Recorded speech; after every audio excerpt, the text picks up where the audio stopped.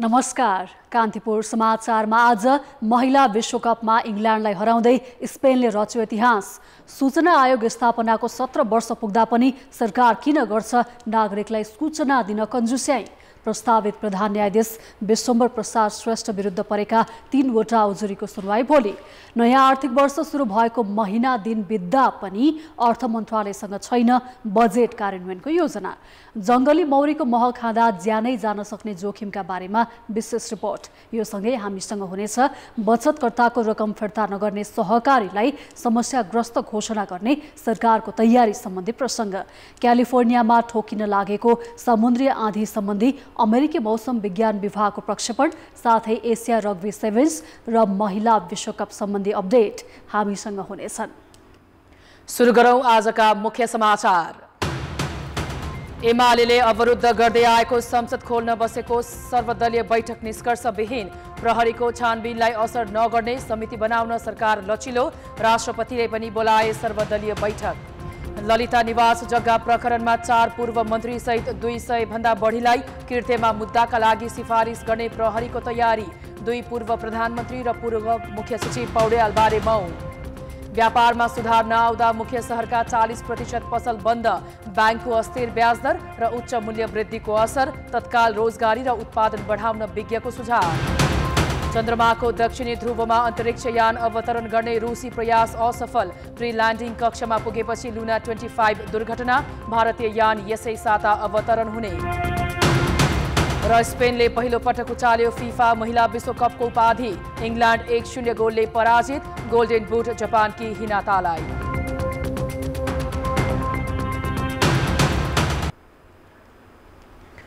बालुवाटार स्थित ललिता निवासको सरकारी जग्गा हिनामिना सम्बन्धी अनुसन्धान पूरा गरे पनि प्रतिवादीको संख्या टुङ्गो लगाउन समय लागेपछि प्रहरीले आज प्रतिवेदन बुझाएन। किर्ते र संगठित अपराधमा अनुसन्धान गरिरहेको प्रहरीको केन्द्रीय अनुसन्धान ब्युरो CIBले मुद्दाका लागि सरकारी वकिललाई सिफारिस गर्ने प्रतिवादीको संख्या भने टुङ्गो लगाएको छैन। CIBले आज अनुसन्धान प्रतिवेदन बुझाउने तयारी गरेको थियो, तर आरोपी धेरै भएकाले भोलिसम्म जिल्ला सरकारी वकिललाई राय सहितको प्रतिवेदन दिने गरी काम भइरहेको CIBले जनाएको छ। यसअघि अख्तियारले मुद्दा दायर गरिसकेका 4 जना पूर्व मन्त्रीलाई किर्तेमा पनि मुद्दा चलाउन सिफारिस गर्ने CIBको तयारी छ। तत्कालीन भौतिक पूर्वाधार मन्त्री विजय कच्छदार र तत्कालीन भूमि सुधार मन्त्रीहरू डम्बर श्रेष्ठ, चन्द्रदेव जोशी र छविराज पन्तलाई किर्तेमा अभियोजनका लागि सिफारिस गर्ने भएको हो। त्यस्तै यसअघि पक्राउ परेर अदालतको आदेशमा छुटेका सचिव कृष्ण राउतलाई पनि किर्तेमा अभियोजनका लागि सिफारिस गर्ने भएको छ। पूर्व प्रधानमन्त्रीद्वय माधव कुमार नेपाल र बाबुराम भट्टराईको भने बयान समेत लिइएको छैन।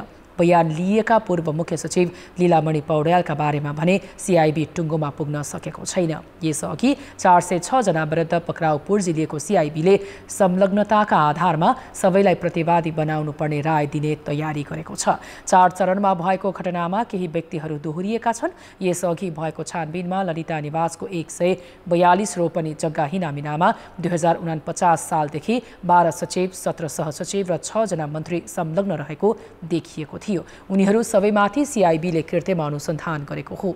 सबै विरुद्ध 7 वर्ष कैद सजायको माग दावी सहित पठाउने अनुसन्धान प्रतिवेदन जिल्ला सरकारी वकिलको कार्यालयले अध्ययन गरेर भदौ 12 गतेभित्र अदालतमा मुद्दा दायर गरिसक्नुपर्नेछ।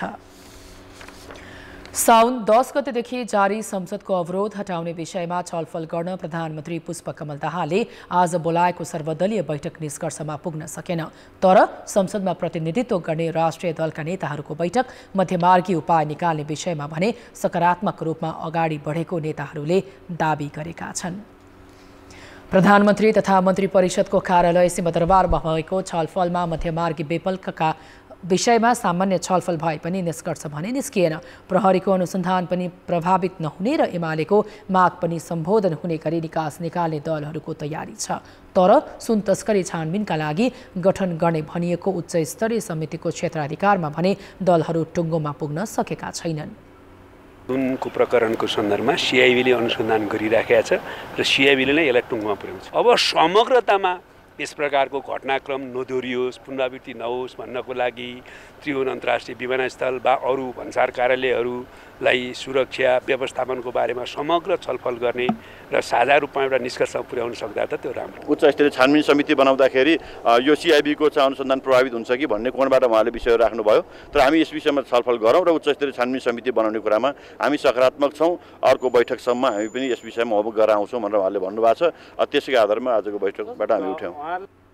बैठकमा सहभागी भएका अन्य दलका नेताहरूले पनि छलफल सकारात्मक भएको र अर्को बैठकबाट निष्कर्षमा पुग्न सकिनेमा आशावादी रहेको प्रतिक्रिया दिए। अनुसन्धान गरिरहेका अधिकारीहरूको मनोबलमा अथवा मानसिक रूपमा नै एउटा अलिकति दबाब पर्न पनि सक्ला। त्यसले गर्दाखेरि के गर्ने भन्ने एउटा तर्क रह्यो र अर्को होइन अनुसन्धान यसले गरिरहेकै छ, सही ढङ्गमा यो जाँदैछ। गृहमन्त्रीज्यूले पनि त्यो विश्वास दिलाउने कोसिस गर्नुभयो उहाँले। त्यस पछाडि भएन, चित्त बुझेन भने उच्च स्तरीय समिति बनाएर आयोग बनाएर जान सक्ने कुरा कुनै अप्ठ्यारो भएन। तर अहिले गर्दा अनुसन्धानलाई अझ बढी गिजोलिने हो कि भन्ने शङ्का उपशङ्का यी दुई विषयमा छलफल तर्कहरू भए र यसलाई अब निचोडमा त पुर्याउनु पर्यो। त्यो निचोडमा पुग्नका लागि अब एउटा बैठक भए कम्प्लिट हुन्छ। अहिलेसम्मका बैठकहरूमा के भयो त्यसमा हामी सहभागी थिएनौँ। अहिले भइराखेको अनुसन्धानलाई पनि प्रभावित नगर्ने र प्रतिपक्षको मागलाई पनि सम्बोधन गर्ने खालको निष्कर्ष निस्कन सक्छ।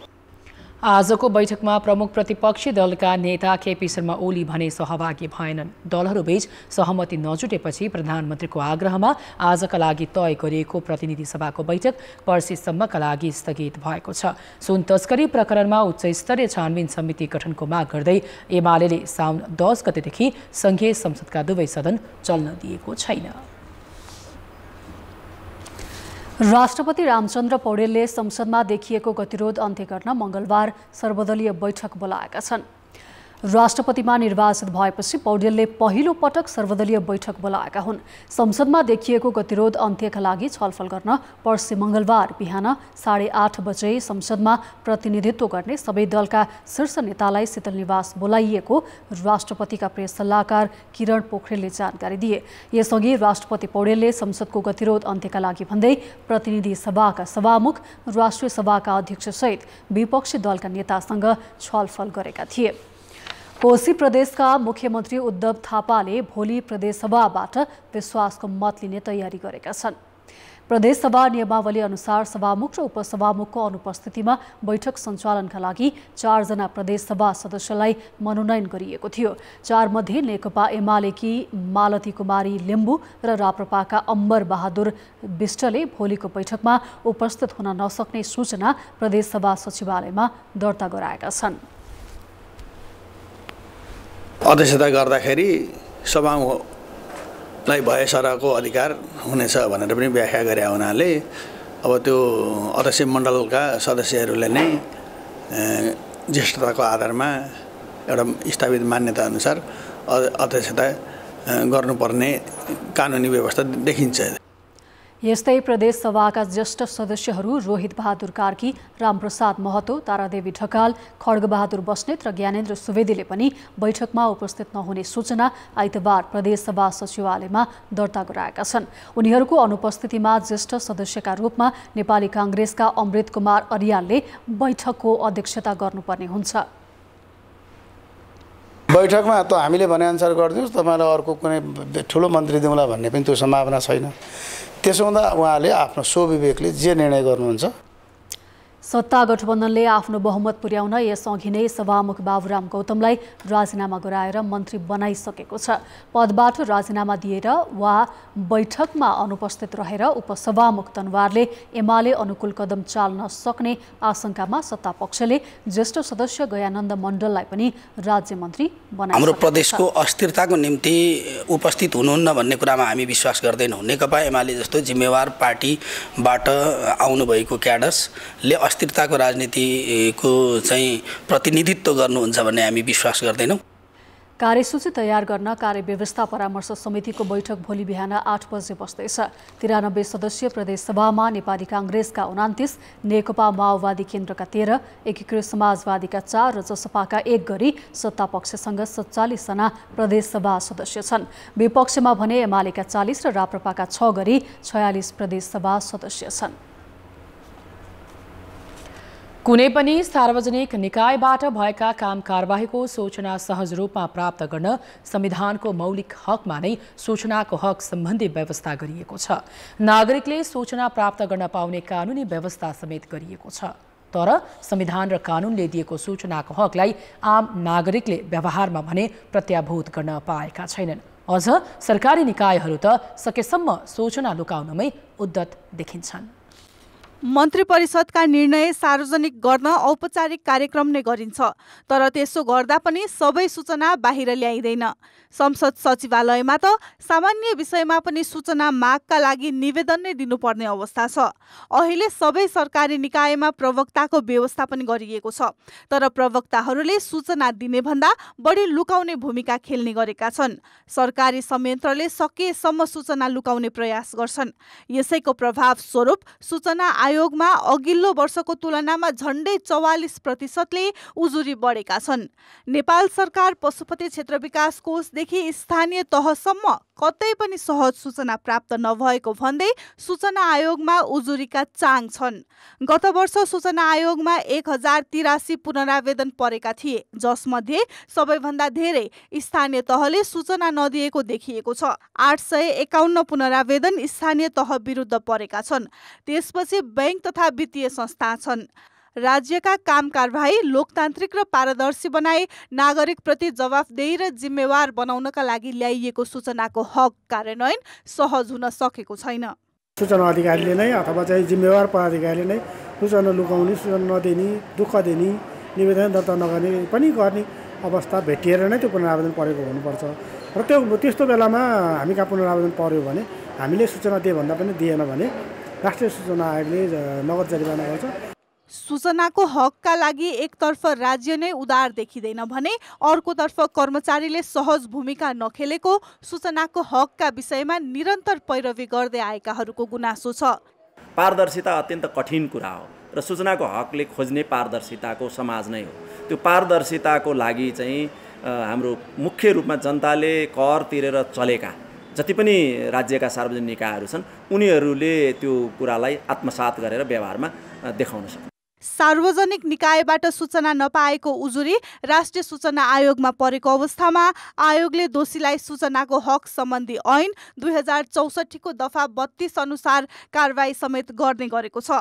गत वर्षसम्म 33 जना सार्वजनिक निकायका प्रमुख तथा सूचना अधिकारी कारबाहीमा परेका छन् भने यस वर्ष 4 वटा सार्वजनिक निकायका प्रमुख तथा सूचना अधिकारीमाथि कारबाही भएको छ। कान्तिपुर समाचारका लागि क्यामेरामा सञ्जय लुइटेलका साथ सृजना बास्तोला, काठमाडौँ। अब जनमतको अन्तिम परिणाम। जनमतमा हिजो हाम्रो प्रश्न थियो, शेयर लगानीकर्ताको मनोबल किन खस्किएको होला? ए. आर्थिक मन्दीको असर, बी. मौद्रिक नीतिको प्रभाव र सी. लगानीकर्तामा ज्ञानको कमी। जनमतको अन्तिम परिणाम यस्तो छ, ए. आर्थिक मन्दीको असरमा 50%, बी. मौद्रिक नीतिको प्रभावमा 24% र सी. लगानीकर्तामा ज्ञानको कमीमा 26% मत प्राप्त भएको छ। अब आजको प्रश्न। जनमत सरकारी निकायले नै सूचना लुकाउने प्रवृत्तिलाई के भन्ने? ए. सूचनाको हक हनन, बी. अलोकतान्त्रिक चरित्र र सी. सचेतनाको कमी। जनमतको अन्तिम परिणाम भोलि बेलुकी 8 बजेको कान्तिपुर समाचारमा प्रसारण गर्नेछौँ। कृपया NEWS news space ABC type गरी 34001 मा SMS गरी आफ्नो मत व्यक्त गर्नुहोला। संसदीय सुनवाई समितिले प्रस्तावित प्रधान न्यायाधीश विश्वम्भर प्रसाद श्रेष्ठको सुनवाई भोलि गर्ने भएको छ। समितिको आज बसेको बैठकले श्रेष्ठको संसदीय सुनवाईको मिति तोकेको हो। समितिले गत साउन 24 गते सार्वजनिक उजुरी आह्वान गरेकामा श्रेष्ठ विरुद्ध 3 वटा मात्र उजुरी परेका छन्। समितिको भोलि बस्ने बैठकको सुरुमै उजुरीकर्तासँग जानकारी लिएपछि प्रस्तावित प्रधान न्यायाधीशको संसदीय सुनवाई हुनेछ।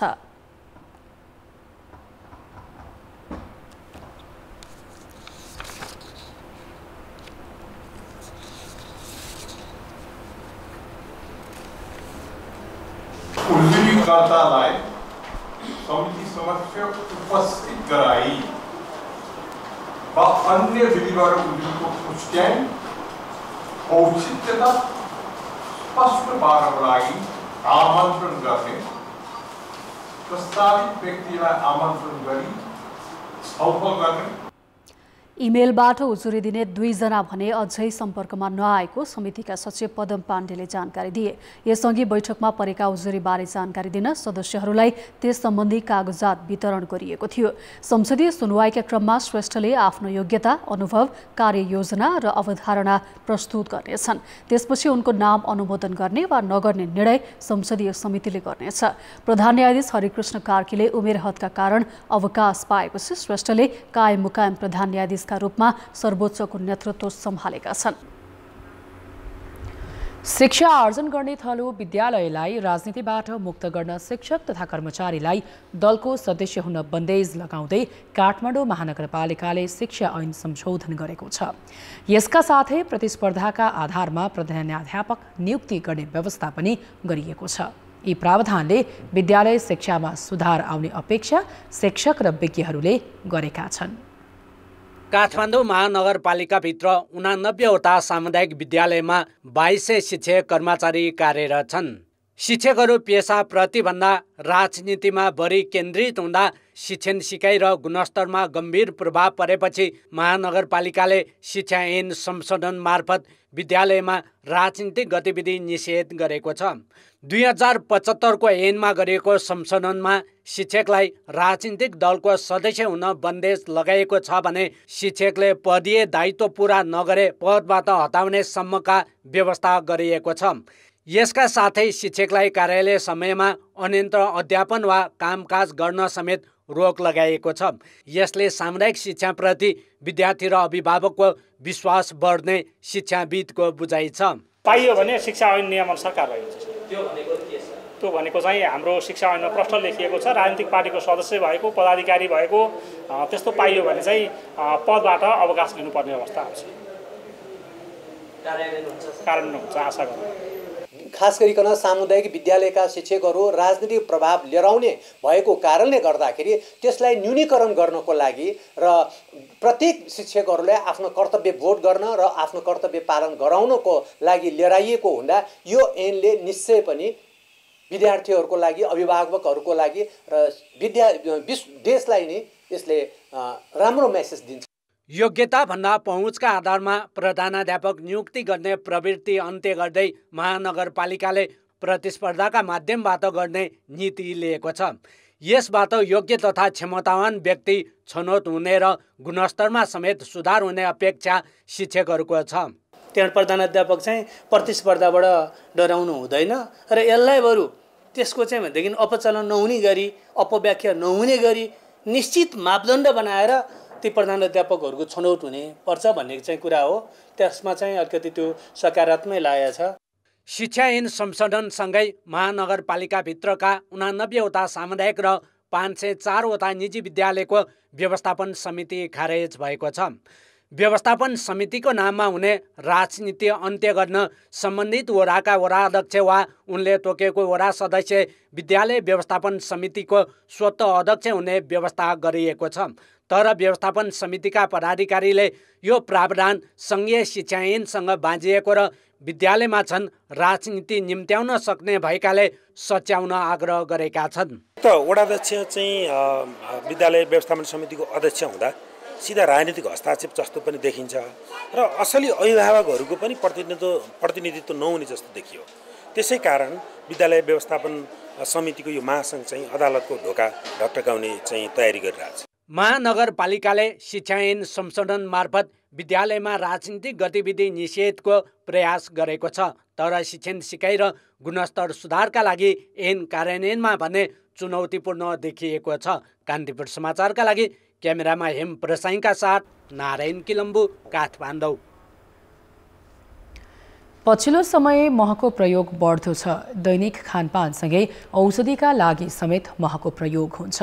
तर तपाईँलाई थाहा छ, स्वस्थ रहन प्रयोग गरिने मिठो महले कहिलेकाहीँ नमिठो हानि पनि गर्न सक्छ। मह नचिनेरै वा मात्र नमिलाई सेवन गर्दा यसले स्वास्थ्यमा गम्भीर असर पुर्याउन सक्छ।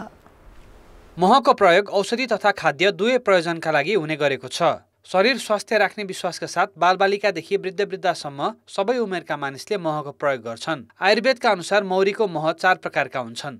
रङका आधारमा वर्गीकरण गरिने महको गुण समेत बेग्ला बेग्लै हुन्छ। विभिन्न किसिमका चाहिँ रोगहरू जस्तै कब्जियतका कुराहरू, रुगाखोकीका कुराहरू, अब शरीर चाहिँ को यो इम्युनिटी पावर बढाउने कुराहरू, यस्ता कुराहरूमा चाहिँ यो महको बढी प्रयोग गरेको पाइन्छ। पाका मान्छेलाई पनि फाइदा गर्ने र एकदमै बच्चाहरूलाई पनि फाइदा गर्ने। अलि प्रयोग त मैले बच्चाहरू बढी नै गरे जस्तो लाग्छ। जसले बुझ्नु भएको छ उहाँहरूले बच्चाहरूले अनिवार्य डेली 1 चम्मच खायो भने धेरै स्वास्थ्यलाई फाइदा गर्छ भनेर उहाँहरू त्यसरी खुवाउने गर्नुहुन्छ। मौरीले मह बनाउने क्रममा विभिन्न फूल तथा वनस्पतिको रस लिन्छ। विशेष गरी भिरमौरीले विषादीयुक्त फूलको रस समेत सङ्कलन गर्ने हुँदा यसको महको प्रयोगले स्वास्थ्यमा नकारात्मक असर गर्न सक्छ। कतिपय अवस्थामा भिरमौरीको महको प्रयोगले रक्तचाप कम गर्ने, लट्ठ बनाउने, बेहोस बनाउने लगायतका समस्या हुन सक्छ। यो भिरमौरीहरू विशेष गरी लाली गुराँसको फुलहरूबाट लिएको अथवा चाहिँ उच्च हिमाली भेगमा पाइने जुन फुलहरू हुन्छन्, उच्च हिमाली भेगमा पाइने धेरै जसो चिजहरू विषालु पनि छन्। बच्चा नाप भन्छ हामीले, पाँचौँले भन्छौँ, अथवा फुल फुल्ने जुन पदमचालहरू यिनीहरूबाट अब कुनबाट कलेक्ट गरेको हुन्छ र त्यसको त्यो पुङ्केसरमा जुन पिस्टिलहरूमा चाहिँ कस्तो खालको कन्टेन्ट थियो, त्यसमा चाहिँ अरू कुनै टक्सिक चिजहरू आएर बसेको त्यसलाई पनि मौरीले आफ्नो सुँडले निकाल्छ र त्यसलाई प्रोसेसिङ गरेर मह बनाउँछ। त्यो बनाउने क्रममा ती तत्त्वहरू महमा रहिरहेका हुन्छन् र त्यसले हाम्रो शरीरलाई हानि पनि गर्न सक्छ। मह सेवन गरेकै कारण कतिपय मानिस अस्पतालसम्म पुग्ने गरेका छन्। तर उचित मात्रामा महको प्रयोग गरेमा भने यो फाइदाजनक हुन्छ। विज्ञका अनुसार महमा विभिन्न प्रकारका पोषक तत्त्व हुने भएकाले मात्रा मिलाएर खानुपर्छ। दैनिक 1 चम्चा महको सेवन फाइदाजनक हुन्छ, तर त्यो शुद्ध हुनुपर्छ। महमा चाहिँ फाइटोकेमिकल भन्ने किसिमको तत्त्वहरू हुन्छ जुन चाहिँ धेरै मात्रामा खाँदा शरीरलाई हानि गर्छ हैन। त्यस्तै महमा चिनीको मात्रा पनि बढी हुन्छ। त्यसमा चाहिँ अब ग्लुकोज मात्र नभएर अरू फ्रुक्टोज भन्ने चिनी भन्छ, फ्रुक्टो ओलिगोस्याक्राइड भन्ने चिनी हुन्छ जुन चाहिँ टुक्रिनलाई समय लाग्छ है।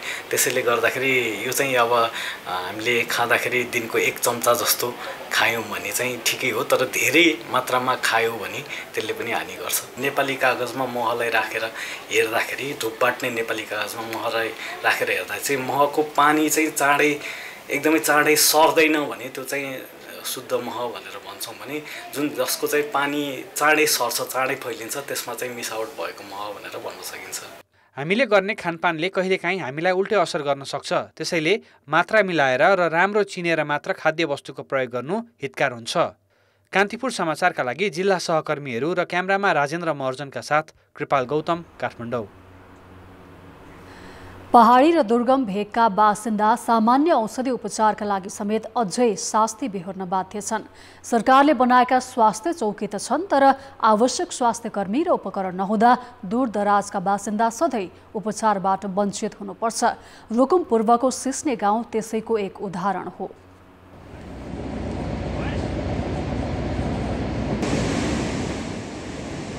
करिब 12 घण्टा पैदल हिँड्नुपर्ने साँघुरो, भिरालो अनि चिप्लो बाटोमा देउखोलादेखि सिस्नेको पाखापानीसम्म 4 जनाले काँध हालेर अस्पतालबाट एक सुत्केरी र नवजात शिशुलाई उनको घरतर्फ लैजाँदै गरेको यो दृश्य।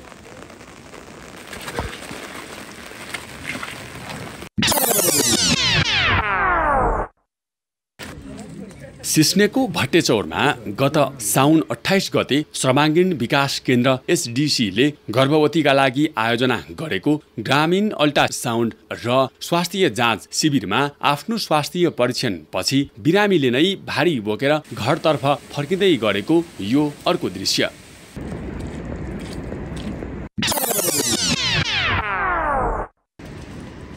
रुकुम पूर्वको सिस्ने गाउँपालिका वडा नम्बर 1 सिस्ने पुग्दा देखिएका उल्लेखित 2 दृश्यले यहाँको स्वास्थ्य उपचारको अवस्थालाई देखाउँछ।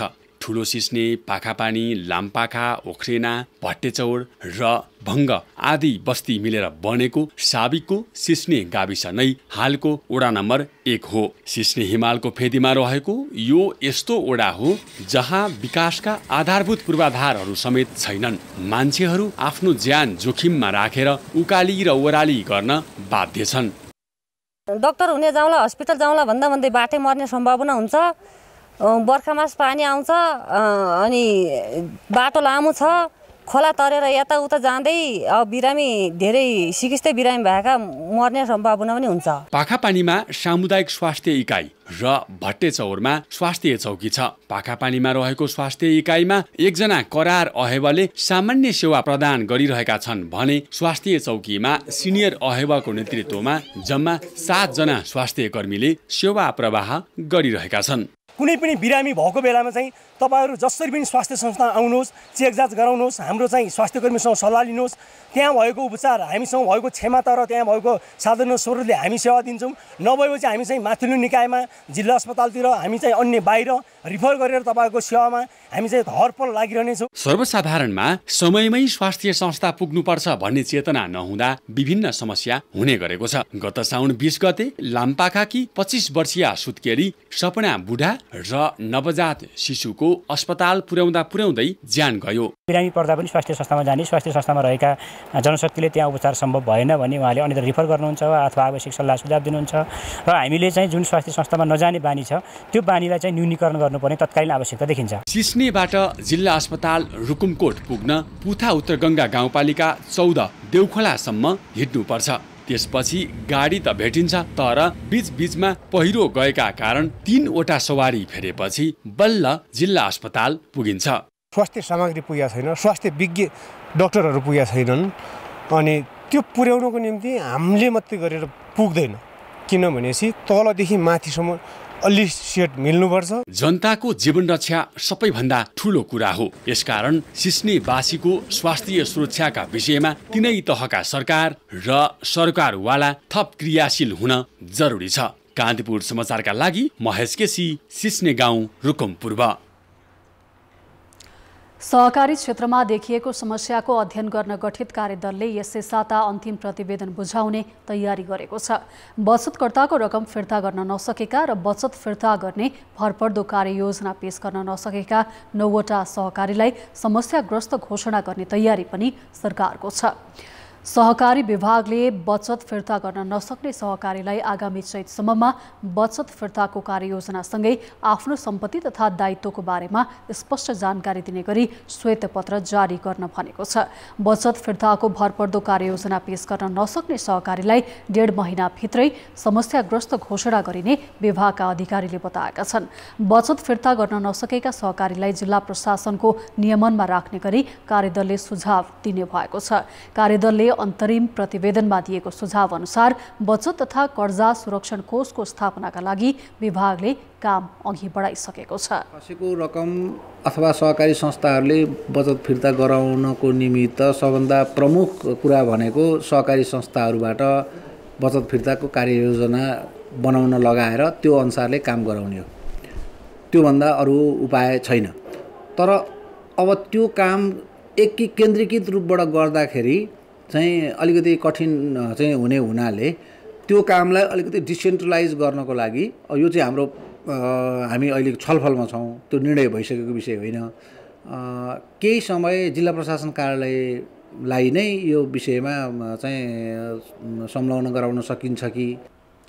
कोष स्थापनापछि त्यसमा सरकारले 40 र सहकारीले 60% रकम जम्मा गर्नेछन्। सोही कोषबाट 3 लाखसम्म बचत फिर्ता गर्ने सरकारको तयारी छ।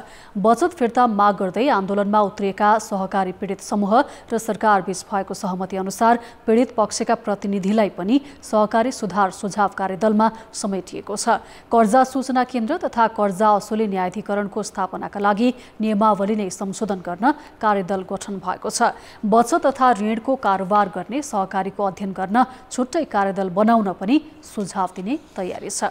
अर्थ र विकास। कोरोना महामारीदेखि सुस्ताएको अर्थतन्त्र अझै लयमा आउन सकेको छैन। ब्याङ्कको अस्थिर ब्याजदर र उच्च मूल्य वृद्धिको असर बजारसम्मै परेको छ। कुनै समय ग्राहकले भरिभराउ हुने राजधानीसहित देशका प्रमुख बजार सुनसान हुन थालेका छन्। कुनै समय किनमेल गर्नेको भिडका कारण काठमाडौँको न्यू रोड स्थित विशाल बजारका व्यवसायीलाई खाजा खान समेत फुर्सद हुँदैन थियो। तर आजकल सुनसान जस्तै छ। व्यापार खुम्चिए पनि मासिक लाखौँ भाडा तिर्नुपर्ने भएपछि कतिपय व्यापारी त पलायन नै भइसकेका छन्। कोही भने व्यापार पुनः जाग्ने आशामा दसैँ तिहार पर्खिरहेका छन्। अब एउटा कुरा सामान महँगो, आयातमा कमी अनि त्यसपछि भन्सार रेटमा अलिकति थप गरेको कारणले पनि हो। अब एउटा मान्छेसँग पर्चेसिङ पावरै नभएको के हो, त्यो पनि एउटा त्यो चासो गुना पनि हो। अब हामी सबै व्यापारीको एउटा लक्ष्य नि दसैँमै पर्खाइ हो। दसैँसम्म कुर्ने विचार हो। अहिले हाम्रो यो 6-8 महिना त जिरो व्यापारै छैन भन्ने नि भयो तपाईँको, एकदम नाजुक स्थितिमा हो। सुधार त खोइ सर, अब पहिला पनि इस्ट्याब्लिस गभर्मेन्ट आएपछि सुधार हुन्छ भन्यो, सबै कुरा भनेकै थियो। सबै हाम्रो भनौँ नेपाली जनताहरू सबैलाई त्यही नै आशा थियो। खोइ त अब अहिलेसम्म केही भएको छैन। अब हेर्दै जाउँ सर, अब कहिले सुधार हुन्छ। 2 महिना अघि नेपाल राष्ट्रिय व्यापार सङ्घले गरेको अध्ययनमा देशभर 35 देखि 40% सटर खाली रहेको देखिएको थियो। उपत्यकामा भने झन्डै 20%ले सटर खाली भइसकेका छन्। अब बजार चलायमान बनाउन तीनै तहका सरकारले रोजगारी सिर्जनादेखि उत्पादन वृद्धिसम्मका कदम चाल्न आवश्यक रहेको विज्ञको धारणा छ। राष्ट्र ब्याङ्कबाट ओडी लिएर भए पनि 50-60 अरब ठेकेदारको भुक्तानी दिइसक्नु पर्थ्यो। यसले आशावादी बनाउँथ्यो र यी ठुला ठेकेदारहरूले अर्को ठेकामा काम गर्न थाल्थे, बजार चलायमान हुन्थ्यो, अर्थतन्त्र चलायमान हुन्थ्यो। सरकारले रोकेर रहेछ। 72 अरब 3 तहका सरकारहरूको नगद मौजदात छ। यस्तो मन्दीको अवस्थामा पनि सरकारले राष्ट्र ब्याङ्कसँग विभिन्न कोष समेतको रकम हेरेर 72 अरब राखिरहेछ। अहिले दैनिक उपभोग्य वस्तुदेखि लिएर निर्माण सामग्रीसम्म उच्च मूल्य वृद्धि भएको छ भने अर्कोतिर बजारमा घटेर आधा भएको छ। यो दोहोरो चपेटामा परेका व्यवसायलाई बजारमा टिक्नै सकस छ। खोइ अब यो बजारै व्यापारै हुँदैन, यहाँ आएर बसेर बोनीसम्म हुँदैन, आर्थिक मन्दी भन्छन्, खोइ व्यापारै हुँदैन। बजार त अहिले मान्छेहरूको आर्थिक अवस्था नि कमजोर हुँदै गयो। सहकारीहरूमा पैसा राखेर सहकारी भागिरहेको छ, अनि ब्याङ्कले पनि लोनहरू दिएको छैन। बिस्तारै बिस्तारै सुचारू हुँदैछ। अब चाहिँ चलपल होला कि भन्ने आश छ। सहकारीले गर्दा छ नि सबै मान्छेले टेन्सन छ। कसैले घरको भाडा उसमा जम्मा गराएछ, कसैले आफ्नो 2 पैसा आर्जन गरेर सहकारीमा राखेछ, उसले दिँदैन भन्छ। चाहिँ पुलिस केस पेश गर्नुहोस्, पैसा छैन, एउटै कुरा भन्छ।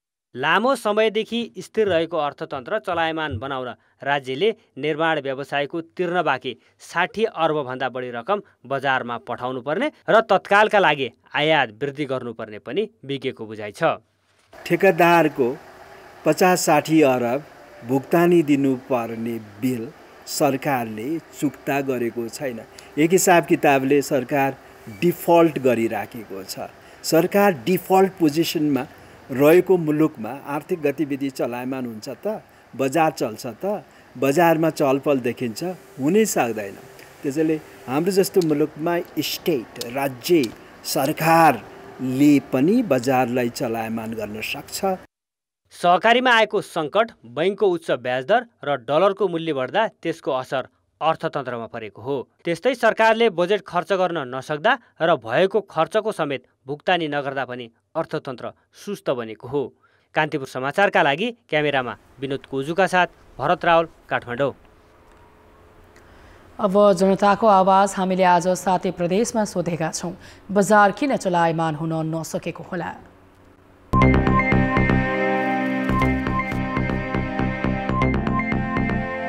मान्छेको सीमित तलबाट चाहिँ घर चलाउन सक्ने अवस्था छैन। बहना बनाएर मान्छेलाई हटाइदिरहेको छ, काम पनि दिइरहेको छैन। बेलामा टेचर दिन्छ।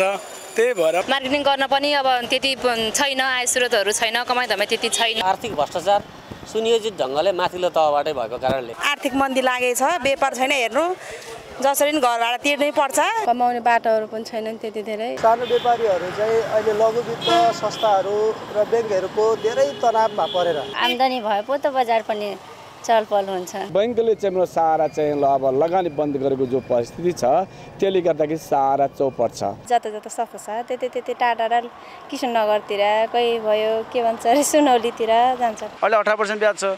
तपाईको वान टाइम मुभ हुन्न अनि के चल्छ त बजार? सुरुमा लिँदाखेरि एउटा पर्सेन्टको कुरा हुन्छ, पछि त्यो बिस्तारै त्यसको 2 गुणा ब्याङ्कहरूले पनि ब्याज वृद्धि गर्ने कारणले पनि व्यापारीहरू ऋण लिनुबाट पनि डराइरहेछन्। अहिले विकास खर्च समयमै हुन नसक्दा आम रूपमा दूरदराजमा रहेका मानिसहरूको हातमा पैसा पुग्न सकेको छैन र त्यसले गर्दाखेरि बजारमा पैसा आउन सकेको छैन। अहिले पैसाको अभाव छ। निर्माण व्यवसायीहरूको भुक्तानी राज्यबाट नहुनु, जसले गर्दाखेरि लेबर क्लास मान्छेहरूसँग पैसा लेबर क्लास मान्छेको हातमा नजाँदाखेरि बजार एकदमै चलायमान नहुन सकेको अस्थिर राजनीति पनि हो एउटा कुरो। कोभिडको कारणले गर्दाखेरि मन्दी लागेको छ। ब्याङ्कका ब्याज दरहरू बढ्दै जानु, उत्पादनहरू नहुनु, निर्यातजन्य वस्तु नहुनु, आयात मात्रै हुनु, मजदुरहरूको आवाजात कम भएको भएर उनीहरूले काम नपाएको भएर नै मेन चाहिँ त्यही कारण नै हो। मान्छेसँग पैसै छैन। ब्याङ्कको उच्च ब्याज दरको कारणले गर्दा व्यापारीहरू चाहिँ व्यापारप्रति अहिले चाहिँ निरुत्साहित भएको चाहिँ अवस्था छ। ठुल्ठुला व्यापारीहरूसँग मात्रै पैसा सीमित भएको कारणले पनि यो आर्थिक चलायमान भइरहेको छैन।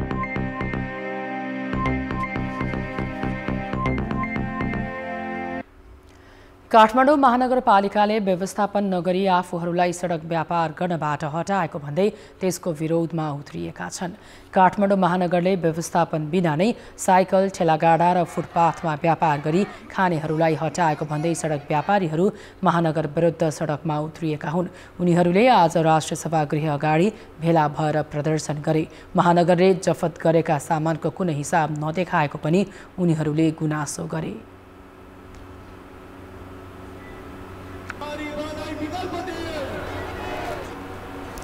सरकारले पशुपक्षीसँग सम्बन्धित निकायमा बजेट शून्यमा पुर्याएको भन्दै सरकारवालाहरूले असन्तुष्टि जनाएका छन्। पशुपक्षी तथा मत्स्य क्षेत्रसँग सम्बन्धित 12वटा संस्थाहरूले संयुक्त पत्रकार सम्मेलन गर्दै आन्दोलनका कार्यक्रम समेत सार्वजनिक गरेका छन्। Lumpy skin, bird flu, African swine fever जस्ता रोग फैलिएको अवस्थामा समेत सरकारले सम्बन्धित निकायलाई बजेट नै नदिएको र खर्बौंको क्षति बेहोर्दा पनि किसानलाई राहतबाट वञ्चित गराएको उनीहरूको भनाइ छ।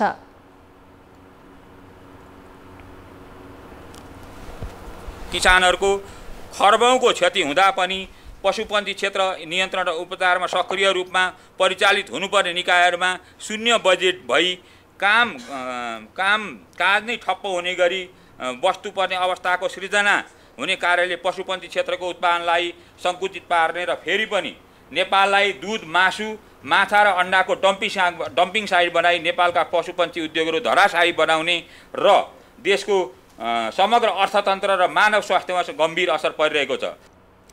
पशुपक्षी क्षेत्रका सरकारवालाहरूले संक्रमित पशुपक्षीका लागि निःशुल्क खोप तथा औषधि उपचारको व्यवस्था प्रत्येक स्थानीय तहमा एक पशु चिकित्सक तथा प्रत्येक वडामा पशु सेवा प्राविधिक र स्थानीय तहमा पशुपक्षीका लागि बजेट, जनशक्ति एवं नीतिगत व्यवस्था लगायतका 5 बुँदे माग राखेका छन्। सरकारलाई दबाव दिन सेवा प्रवाह नै ठप्प पार्नेसम्मका आन्दोलनका कार्यक्रम उनीहरूले घोषणा गरेका छन्। अब अन्तर्राष्ट्रिय समाचार। रुसको मानव रहित अन्तरिक्ष यान लुना 25 चन्द्रमामा दुर्घटना भएको छ। अन्तरिक्ष यान लुना 25 भोलि सोमबार चन्द्रमाको दक्षिणी ध्रुवमा अवतरण गर्ने योजना थियो, तर प्री ल्यान्डिङ कक्षमा पुगेपछि समस्या देखिएको र अनियन्त्रित भएर चन्द्रमाको सतहमा ठोकिन पुगेको जनाइएको छ। करिब 50 वर्षको अन्तरालपछि रुसले पठाएको यो पहिलो चन्द्रमा मिसन थियो। 9 दिन अघि रुसले यो अन्तरिक्ष यान प्रक्षेपण गरिएको थियो। रुसको अन्तरिक्ष संस्था रोस्मो कस्मोसले लुना 25 सँग स्थानीय समयअनुसार शनिबार दिउँसो 2:57 जाँदा सम्पर्क विच्छेद भएको जानकारी गराएको थियो। रुस चन्द्रमाको दक्षिणी ध्रुवमा अवतरणका लागि भारतसँग प्रतिस्पर्धामा थियो। भारतले पठाएको चन्द्रयान 3 यसै साता चन्द्रमाको दक्षिणी ध्रुवमा अवतरण गर्ने अपेक्षा गरिएको छ। अहिलेसम्म कुनै पनि देशले चन्द्रमाको दक्षिणी ध्रुवमा आफ्नो यान अवतरण गराउन सकेका छैनन्। चन्द्रमाको भूमध्य क्षेत्रमा भने अमेरिका, चीन र रुसले अन्तरिक्ष यान अवतरण गराउनमा सफलता हात पारिसकेका छन्। पाकिस्तानका राष्ट्रपति आरिफ अलवीले सरकारी गोपनीयता कानुन र सेना ऐन संशोधन गर्न बनेका 2वटा विधेयकमा आफूले हस्ताक्षर नै नगरेको खुलासा गरेका छन्। साथै उनले ती दुवै विधेयक संसदमा फिर्ता पठाउनका लागि दिएको आदेशलाई आफ्नो कार्यालयका कर्मचारीहरूले पालना नगरेको आरोप समेत लगाएका छन्। आइतबार सामाजिक सञ्जाल एक्समा गरेको एक पोस्टमा राष्ट्रपति अलवीले ईश्वरलाई साक्षी राख्दै भनेका छन्, मैले ती दुवै विधेयकमा हस्ताक्षर गरेको छैन र ती कानुनप्रति मेरो असहमति छ। सामाजिक सञ्जाल एक्स मार्फत राष्ट्रपति अलवीले यस्तो अभिव्यक्ति दिइरहँदा राष्ट्रपति कार्यालयले भने यस विषयमा कुनै औपचारिक विज्ञप्ति भने जारी गरेको छैन। यसअघि पाकिस्तानी सञ्चार माध्यमहरूले राष्ट्रपति अलवीले शनिबार ती दुवै विधेयकमा हस्ताक्षर गरेको समाचार प्रसारण भएका थिए। खेलकुद समाचार। नमस्कार, कान्तिपुर खेलकुद समाचारमा स्वागत छ। स्पेनले पहिलो पटक फिफा महिला विश्वकपको उपाधि जितेको छ। आज भएको फाइनलमा स्पेन इङ्ल्यान्डलाई 1-0 गोलले पराजित गर्दै डेब्यू गरेको 8 वर्षमै च्याम्पियन बनेको हो। स्पेनको जितमा ओला कामोनाको एकमात्र गोल निर्णायक बन्यो। विश्वकपमा जापानकी हिनामा मियाजावाले प्रतिष्ठित व्यक्तिगत अवार्ड गोल्डन बुट जितेकी छिन्। उनले विश्वकपमा सर्वाधिक 5 गोल गरेकी हुन्। उनको टिम भने स्विडेनसँग 2-1 गोलले पराजित हुँदै क्वार्टर फाइनलबाटै बाहिरिएको थियो। विश्वकपको फेयर प्ले अवार्ड पनि जापानले हात पार्यो। जापानले विश्वकपको समूह चरणमा स्पेनलाई 4-0 गोलले हराएको थियो। च्याम्पियन बन्दासम्म स्पेनले हारेको एकमात्र खेल त्यही हो। स्पेनिस मिडफिल्डर आइथाना बोनमतीले गोल्डन बल जितिन्। उनले टिमका लागि 2 गोल र 2 असिस्ट गरेकी थिइन्। बोनमतीले दुवै गोल स्विट्जरल्यान्ड विरुद्ध गरेकी हुन्। फाइनल खेलमा पेनाल्टी बचाएकी इङ्ल्यान्डकी गोलकिपर मेरी अर्प्सले गोल्डन ग्लोभ्स जितेकी छन्। विश्वकपको 7 खेलमा उनले 4 गोल मात्र बेहोरिन्। स्पेनकी स्टार खेलाडी एलिसिया पुटियास चोटग्रस्त बनेपछि अवसर पाएकी युवा खेलाडी साल्मा पाराविएलो उत्कृष्ट युवा खेलाडी बनेकी छन्। उनले सेमिफाइनल र क्वार्टर फाइनलमा महत्त्वपूर्ण गोल गरेकी थिइन्। 19 वर्षीय साल्माले 10 महिना अघि मात्र स्पेनको सिनियर टिममा डेब्यू गरेकी हुन्। एसिया रग्बी सेभेन्समा नेपालको अन्डर 20 महिला टिम जितविहीन बनेको छ। 4 देश सम्मिलित प्रतियोगितामा नेपालले सबै खेलमा हार बेहोर्यो। दोस्रो लेगको खेलमा नेपालले आज हङकङ, मलेसिया र थाइल्यान्डसँग हार बेहोरेको हो। पहिलो खेलमा हङकङले नेपाललाई 34-0ले पराजित गरेको थियो। पहिलो लेगमा हङकङ विरुद्ध नेपालले 1 ट्राई गरेको थियो, तर आजको खेलमा भने नेपालले ट्राई गर्न सकेन। हङकङका छेयु लाल र जुलिया ओयानाले समान 2 ट्राई गरेका थिए। यसैगरी नेपालले मलेसियासँग 26-0 को हार बेहोर्यो। मलेसियाले कुल 4 ट्राई गर्यो भने 3 कन्भर्जन गर्यो। 16 मिनेटको खेलमा मलेसियाकी जोसी गोनले व्यक्तिगत 2 ट्राई गरिन्। महिला टिमले आफ्नो अन्तिम खेलमा थाइल्यान्डसँग 26-0 को पराजय बेहोरेको थियो। नेपाल विरुद्ध थाइल्यान्डकी डियोन अग्जावा र सुटापातले समान 2-2 ट्राई गरेका थिए। दशरथ रङ्गशालामा अन्तिम खेलमा मलेसियालाई हराएको हङकङ उपविजेता भएको छ। अन्तिम खेलमा आयोजक नेपाललाई हराउँदै थाइल्यान्ड प्रतियोगिताको च्याम्पियन बन्यो। प्रतियोगिता डबल राउन्ड रोबिनको आधारमा भएको थियो। एसिया रग्बी सेभेन्समा सहभागी 7 देशमध्ये नेपाल अन्तिम भएको छ। दशरथ रङ्गशालामा 2 दिनसम्म चलेको प्रतियोगितामा नेपालको पुरुष टिमले सबै विपक्षीसँग फराकिलो हार बेहोरेको हो। हिजो भारत, मलेसिया र हङकङसँग भएका 3वटै खेलमा नेपाल पराजित भएको थियो। लगातारको हारका कारण सेमिफाइनल पुग्न नसकेको नेपालले 5औं स्थानका लागि आज उज्बेकिस्तानसँग खेलेको थियो। उज्बेकिस्तानसँग 17-5 ले पछि परेको अवस्थाबाट 17-19 ले पुनरागमन गरे पनि नेपालले अन्तिममा 22-19 को हार बेहोर्यो। खेलमा नेपालका नवीन बहादुर मगरले 2 ट्राई गरेका थिए। यस्तै रोशन बोम्जनको पनि 1 ट्राई सफल भयो। अविराईले 2 कन्भर्जन गरे। यता रुसलान इब्रागिभोभले 4 ट्राई गरेर उज्बेकिस्तानलाई जित दिलाएका हुन्। पुरुषतर्फको फाइनलमा मलेसियालाई 14-19 ले हराउँदै हङकङले उपाधि जितेको छ। प्रतियोगितामा मलेसिया दोस्रो, चाइनिज ताइपे तेस्रो र थाइल्यान्डले चौथो स्थान प्राप्त गरे। उज्बेकिस्तानलाई 47-0 ले हराउँदै भारत 5औं भयो। खेलकुद समाचार अहिलेलाई यति नै। कान्तिपुर समाचार अहिलेलाई सकियो। कान्तिपुर टेलिभिजन हेर्दै गर्नुहोला। नमस्ते।